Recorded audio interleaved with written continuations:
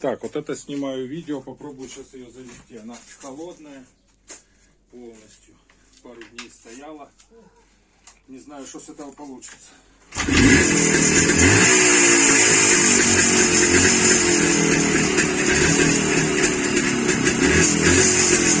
Мотор ледяной.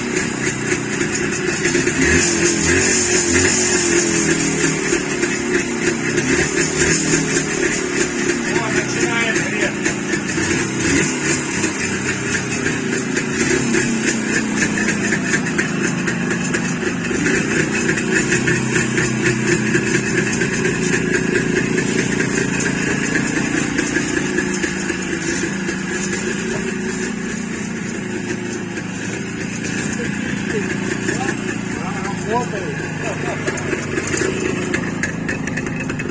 Идите дальше, Толян, чтобы соседи не ругали.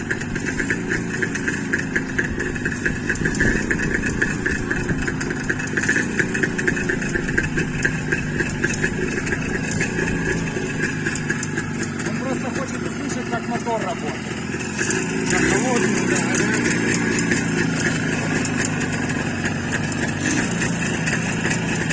Давай поснимаем, спасибо.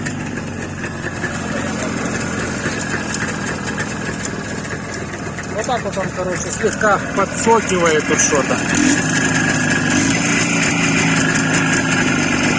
Уже кипяток, уже не дотронешься. Тут еще холодное.